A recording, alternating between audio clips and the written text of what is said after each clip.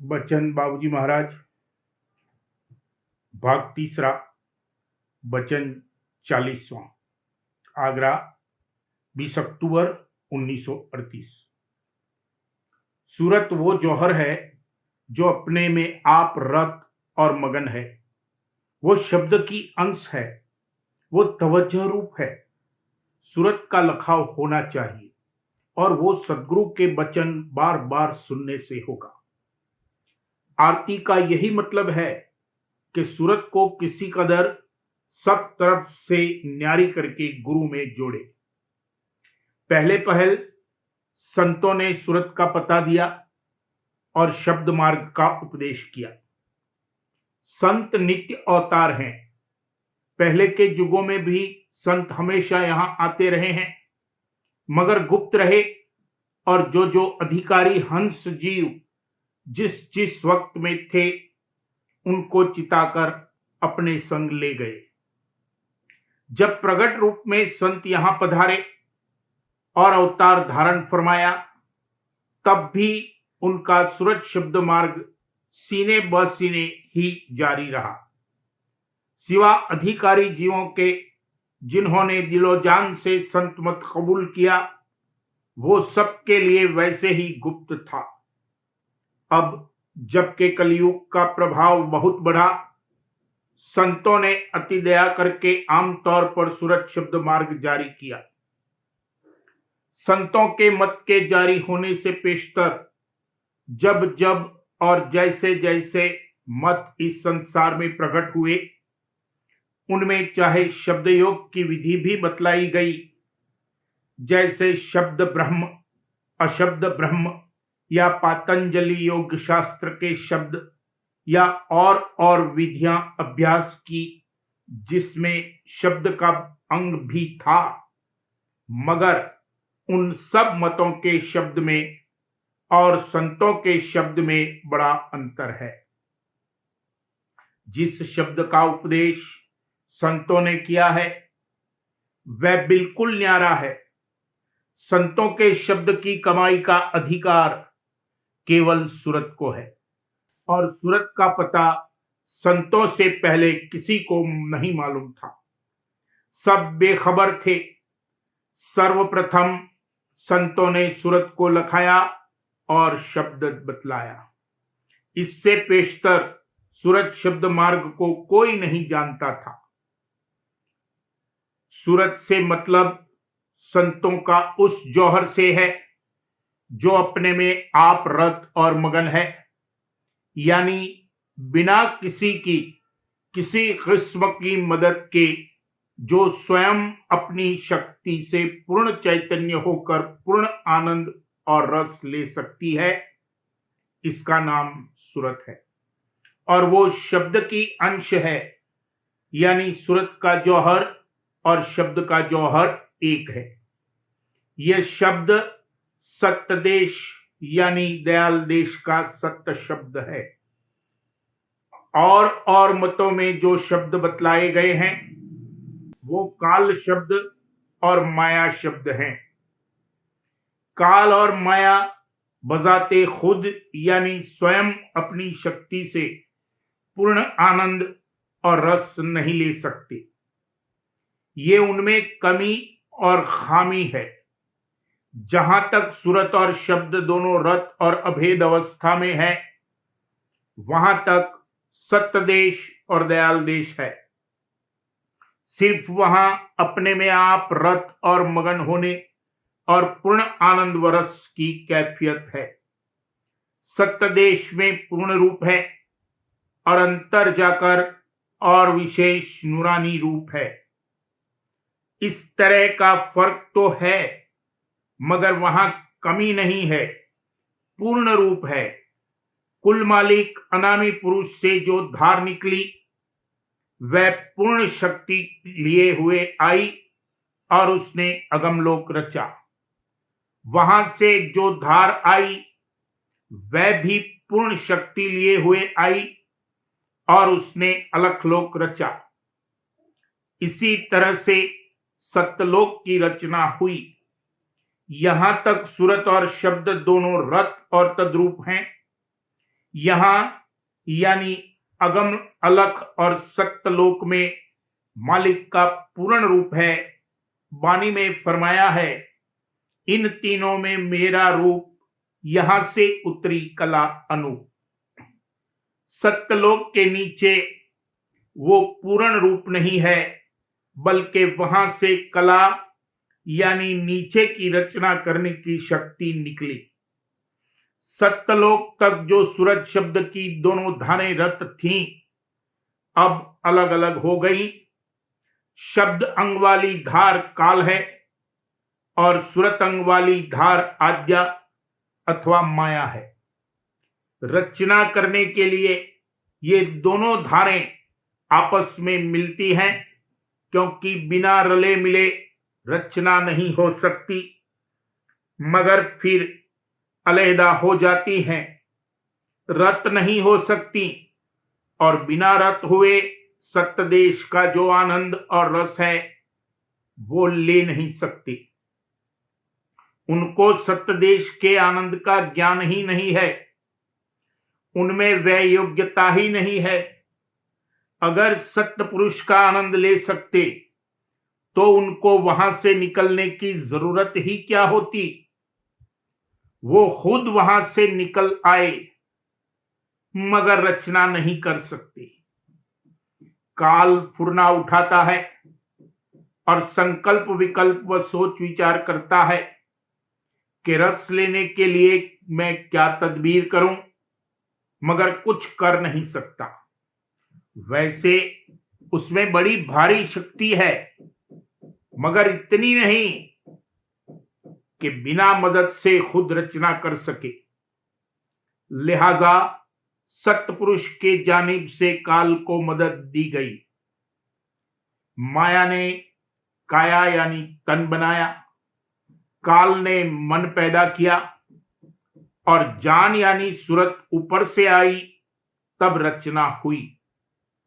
रचना करने वाली धार ज्यों-ज्यों रचना करती हुई नीचे उतरती आई, उसकी चैतन्यता में कमी होती गई और कमी होते होते और शक्ति छीजते छीजते उसमें इस कदर न्यूनता आ गई कि सत्यलोक के नीचे से सूरत और शब्द की धारें तद्रूप नहीं रह सकी। वो काल और माया की धारों के रूप में अलग अलग हो गई, मगर बवजह कमी के वो स्वयं रचना नहीं कर सकती थी। सत्य पुरुष ने सूरत का बीज दिया, तब रचना हो सकी। काल भी पूरी शक्ति लेकर आया, मगर उसकी वो कुल शक्ति तीन लोक की रचना करने में खुल गई, यानी खर्च हो गई। कोई अंग उसका अब छिपा हुआ बाकी नहीं रहा, जिसको खोलकर और जगाकर वो सत्य देश में लौट सके और वहां का आनंद प्राप्त कर सके। यही हाल माया का है। माया उसके तले है। वो सुरतें जिन पर बवजह संग दोष के ऐसे गिलाफ चढ़ गए थे, जो बिना काल और माया की रचना में नीचे उतरे हुए नहीं झाड़े जा सकते थे, नीचे भेजी गई। अगर वो गिलाफ व इल्लत बगैर नीचे उतरे हुए केवल पुरुष के प्रेमाकर्षण से दूर हो सकती होती, तो उन सुरतों को नीचे नहीं उतारा जाता। उन्हीं सुरतों को नीचे भेजा गया है जिनके लिए ये ऐन जरूरी था। ये जो सुरतें काल को दी गई, उनकी उतनी चैतन्यता तो ज़हूर में आई है, यानी खुली है, जितनी यहां कार्रवाई करने के वास्ते जरूरी है। बाकी शक्ति उनकी सोई हुई, छिपी हुई और गुप्त रखी हुई है, जो खोली और जगाई जा सकती है। यानी सत्य देश में जो अपने में आप रत और मगन होने की कैफियत है, वो अंग इन सुरतों में मौजूद है। काल और माया में नहीं है, इसलिए सुरतें तो फिर सत्य देश में लौट सकती हैं, मगर काल और माया नहीं लौट सकते। ये जो अपने में आप रत और मगन होने का जौहर, अंग या शक्ति जीव में गुप्त मौजूद है, उसको संतों ने सुरत कहा है और वो सत्य देश से आई है। वहीं पहुंचकर पूर्ण सुरत रूप निकलेगा। जिस धार के सहारे वो उतर कर आई है, वो भी अंतर में मौजूद है। उसका भेद और पता संतों से लेकर और विधि अभ्यास दरियाफ्त करके किनका सुरत यानी अपने में आप रत और मगन होने वाले अंग को न्यारा करके उस अंतर की धार में जोड़ना और उसके साथ चलना और चढ़ना संतों का सुरत शब्द योग है। और जहां से वो आई है, वहां पहुंचकर पूर्ण रूप में अपने में आप रत और मगन होना और पूर्ण आनंद और रस स्वयं और स्वतंत्र प्राप्त होना, बिना किसी जरिए और औजार की मदद के सुरत शब्द योग की पूर्ण आहुति है। जो निर्मल सुरत है, उसको काल और माया की किसी किस्म की मदद की जरूरत नहीं है। वो आप ही आप है, निज आत्मा है और सुरत शब्द मार्ग की कमाई करना निज धर्म और कर्तव्य है। अपना काम है, बाकी सब पराये हैं और पराये काम हैं, अपना काम नहीं है। काल और माया की बेगार हैं। सब मतों में आत्मा और परमात्मा कहा है, मगर उसमें बड़ा भेद है। हृदय चक्र पर यानी अंतःकरण के घाट पर बैठकर जो काम करता है, वो अपना ही काम तो करता है। इसलिए एक मानी में वो भी आत्मा है, मगर वो मन आत्मा है। मन और इच्छा के रूप की आत्मा है। वैसे कंठ चक्र में जो रचना करने वाला वैराट रूप है, उसको आत्मा कहा है। और तीसरे तिल यानी छठे चक्र पर जो जीव रूप है, उसको परम आत्मा कहा है। इस तरह नीचे से ऊपर तक बराबर नीचे का रूप आत्मा और उससे ऊपर का रूप परमात्मा है। इस देह में सुरत की बैठक तीसरे तिल पर है। वहां सुरत की जीवात्मा रूप में बैठक है। सुरत की सुरत रूप में बैठक सत्य देश में है, वो निज आत्मपद है। सुरत की सुरत रूप में बैठक कराने की कार्रवाई का नाम सुरत शब्द योग है। नीचे के जो आत्मा पद और परमात्मा पद हैं, उनमें भेद है। निज आत्म पद और निज परमात्मा पद में भेद नहीं है, दोनों एक हैं। वो राधा स्वामी पद में है। सुरत क्या है, इसको अच्छी तरह से समझ लेना चाहिए, क्योंकि संत मत की कार्रवाई सुरत पर निर्भर है। या यूं कहो कि संत मत सुरत और शब्द है। अगर यही नहीं समझ में आया कि सुरत क्या है, तो सुरत शब्द मार्ग की कमाई कदापि नहीं हो सकती और समझने से मतलब उनका लखाव होने से है। अंतर में भासना चाहिए, अनुभव होना चाहिए कि सुरत क्या है। पूरा अनुभव तो शून्य में जाकर होगा, जहां सुरत तन और मन से न्यारी होगी, मगर कार्रवाई शुरू करने के लिए उसका जरा जरा लखाव होने लगना चाहिए। महज इल्मी तौर पर परिभाषा यानी डेफिनेशन याद कर लेना या रट लेना और समझ लेना कि सूरत इसको कहते हैं, इससे मतलब नहीं है। सारी बानी सूरत और शब्द ही के भेद से तो भरी है, मगर उसको पढ़ने मात्र से सूरत का लखाव नहीं हो सकता।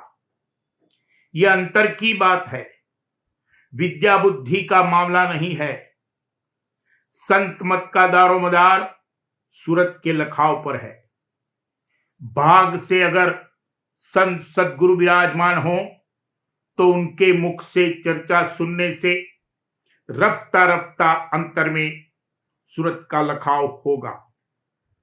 संत सदगुरु अक्सर सूरत के भेद और पते की चर्चा किया ही करते हैं, और जब फरमाते हैं तो जुदा जुदा ढंग से और मुख्तलिफ पहलू और रूप में कहते हैं, ताकि सूरत क्या है ये अच्छी तरह से समझ में आ जाए। जो प्रकाशक गुरु हैं वो जब सूरत के भेद का वर्णन करते हैं तो चूंकि वह खुद जानते हैं और उनको अनुभव है कि सूरत क्या है, इसलिए उनके मुख से जो सुनेगा तो सुनने वाले की सूरत किंचित न्यारी होकर उनमें लगेगी और जुड़ेगी। एक मानी में सुनने वाला सूरत शब्द अभ्यास कर रहा है और इसका उसको फल मिलेगा। अंतर में सूरत का लखाव होने लगेगा और वो बरामद होने लगेगी। अगर किंचित सूरत भी न्यारी होकर निकली तो अंतर का सूरत शब्द अभ्यास कर सकेगा और वो बनेगा। इसलिए संत सदगुरु या साधगुरु या महात्मा से जब जब मौका मिले वचन व चर्चा हित और चित्त से सुननी चाहिए। प्रेमी भक्तजन और अभ्यासी जिसने अभ्यास करके सूरत का लखाव किया है उसके मुंह से भी सूरत की चर्चा सुनने से ये फायदा होगा। सूरत चित्त और तवज्जो रूप है। अपने चित्त और तवज्जो को सब में से हटाकर और अलग करके अंतर में संतों के बताए हुए नाम और शब्द में लगाना और जोड़ना या विधि पूर्वक उनके नाम का उच्चारण करना, ये सब सूरत शब्द योग है।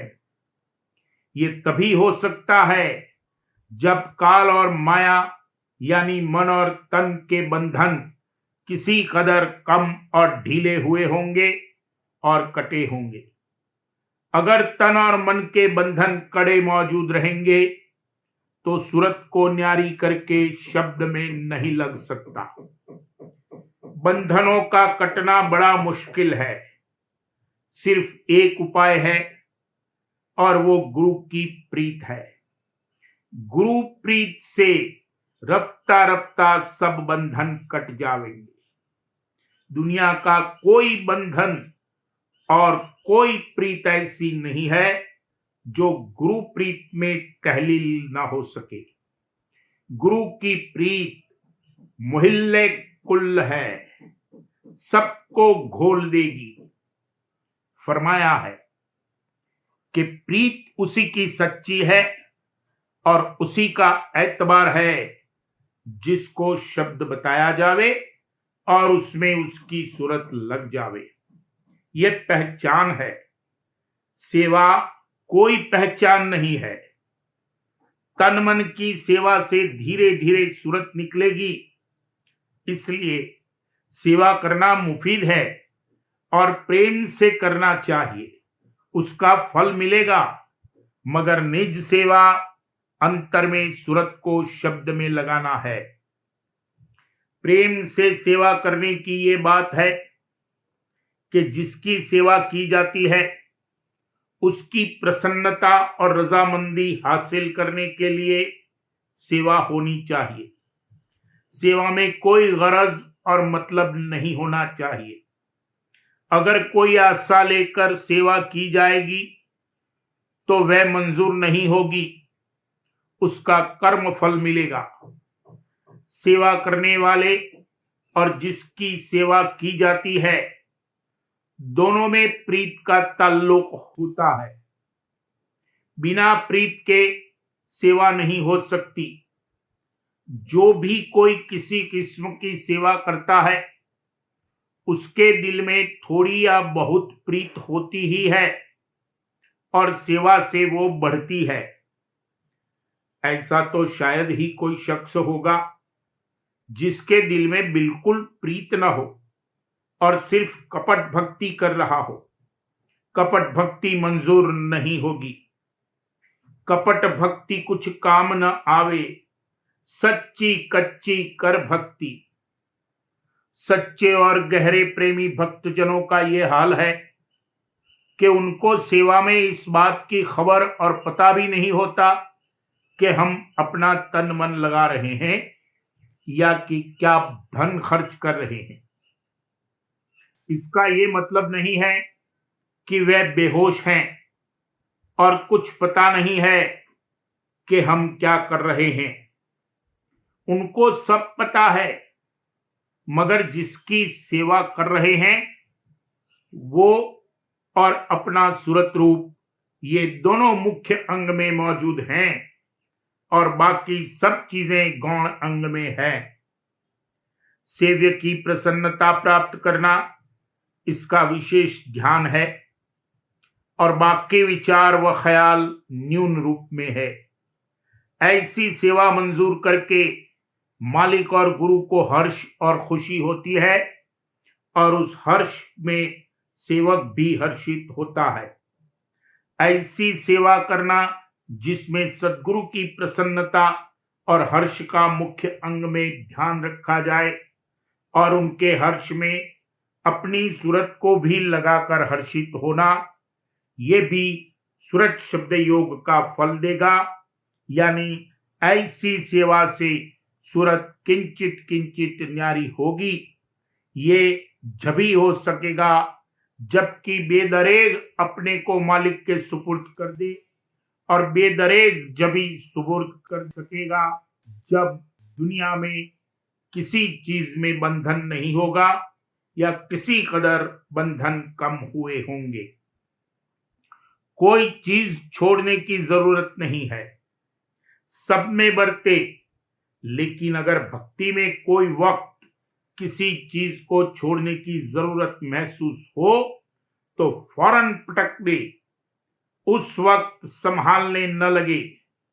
जैसे बालक अपनी माता के साथ किसी के घर पर जावे और वहां उसके सामने 10-5 खिलौने और खाने पीने की चीजें रख दी जावें तो वो खेल में लग जाता है, मगर ज्यों ही उसकी माता चलने को उठ खड़ी होती है कि फौरन सब चीजों को पटक कर अपनी माता के साथ चलने को तैयार हो जाता है। उसी तरह से संसार में खूब बरते, मगर जब मालिक आवाज दे तो फौरन सबको पटक कर चलने को तैयार हो जाना चाहिए। वैसे यूं कुछ पता नहीं चलता है कि क्या क्या और कहां कहां और कैसे कैसे बंधन हैं। जब उनको काटने का इंतजाम किया जाता है तब पता चलता है कि कैसी जान सी निकलती है। मालिक कभी कभी इम्तिहान भी ले लेगा और उस वक्त सब मालूम हो जाएगा। मालिक सब बंधन छुड़ाएगा, कोई नहीं रहने देगा। अगर किसी चीज में भारी बंधन है और उसको छुड़ाने की किसी वक्त जरूरत समझी जाएगी, मगर उसको ये छोड़ नहीं सकता है, तो मालिक अपना सहारा देकर संभाल कर लेगा और उस बंधन से छुड़ा देगा। लेकिन ये संभाल और सहारा उसी को दिया जाएगा जो भक्त है और जिसने अपने तय मालिक के सुपुर्द कर दिया है। हर एक के लिए ये बात नहीं है। यूं तो इस दुनिया में सभी दुखी हैं और हर एक आदमी अपने दिल में ख्याल करता है कि मेरे जैसा दुखी कोई नहीं है, और ये बात सही भी है, क्योंकि ये दुख का सामान लिए बैठा है। मगर दुनिया में ऐसे घोर दुख हैं जिनको अगर देखे तो त्राहि त्राहि करेगा और मालिक का शुक्र करेगा कि मालिक ने उस कदर घोर दुख से बचाया। दुखी होने से कोई खास बात नहीं है। जीव बहुत दुखी हैं, मगर उसको परमार्थ और मालिक से कुछ मतलब नहीं। ये दुख की हालत आगे चलकर परमार्थ और मालिक से मिलने की चाह पैदा करेगी, मगर फिलहाल तो उनको ये चाह नहीं है। वैसे तो जिससे पूछा जाएगा वही कहेगा कि हाँ, मैं मालिक से मिलना चाहता हूं, मगर इसका कुछ एतबार नहीं है। जब मालिक मिलेगा तो जो चाहे मन और माया की अंदर में भरी हुई है वो मांगेगा और मालिक को नहीं मांगेगा। मालिक के निमित्त मालिक से मिलने की जो चाह है वो असली चाह है। बाकी सब झूठी और आरजी चाहें हैं। सब नाश होंगी और जब वो सब नाश हो लेंगी तभी मालिक से मिलने की चाह पैदा होगी। उससे पहले कदापि नहीं हो सकती। मगर एक बारगी ये नहीं हो सकता, धीरे धीरे होगा। कहने का मतलब ये कि ये अपने को मालिक को सौंप दे, मालिक संभाल लेगा और सब काम कर लेगा। वरना अपने अपने कर्मानुसार जो होने का है वो होगा। अस्नाई गुफ्तगू में कह दिया जाता है कि सबके साथ उठने बैठने में व कामकाज करने में बाहर के विलास का भी रस ले सकता है, वरना अकेले में कोई रस नहीं ले सकेगा। अगर सत्य पुरुष यहां देह स्वरूप में विराजमान हो तो उनके सन्मुख अकेले में बैठकर उनके दर्शन और संग का रस नहीं ले सकता। सबके साथ तो बैठा रहेगा, मगर ज्यों ही अकेले में आया कि चाहेगा कि जल्द से जल्द यहां से भागें। बड़ी अकुलाहट होगी, उनके सन्मुख नहीं ठहर सकता। जैसे कहा है कि अंतर में अभ्यास में ज्यों ही शब्द की धार के सन्मुख जाता है कि छिपी हुई चाहें प्रकट हो जाती हैं और वो नीचे गिरा देती हैं। उसी तरह से देह स्वरूप में सत्य पुरुष के सन्मुख यानी संत सदगुरु के सामने ये नहीं ठहर सकता। जो नाकिस चाहें और ख्यालात अंदर में भरे हुए हैं वह जाग उठेंगे और वहां से हटा देंगे। मतलब कहने का ये कि बेपर्दे होकर सदगुरु से मिलना बहुत मुश्किल है। अपनी सूरत उनमें रत और मगन करना कठिन है। आरती का यही मतलब है कि आरती करने वाला सब तरफ से और सब में से अपनी तवज्जो और चित्त को हटाकर यानी किसी कदर अपनी सूरत को न्यारी करके गुरु में जोड़े और लगावे।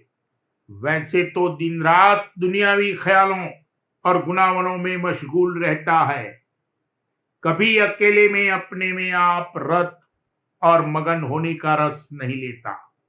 इसलिए आरती के नाम से खास मौका दिया जाता है कि कम से कम उस वक्त तो उतनी देर सबसे न्यारा और अलग होकर अकेले में अपनी धार को गुरु में जोड़े। वैसे आरती के वक्त और लोग भी शरीक हो जाते हैं, मगर आरती करने वाला सदगुरु के सन्मुख बैठकर दृष्टि से दृष्टि जोड़ता है और अकेले का बेपर्दगी का रस लेता है। वही आरती है।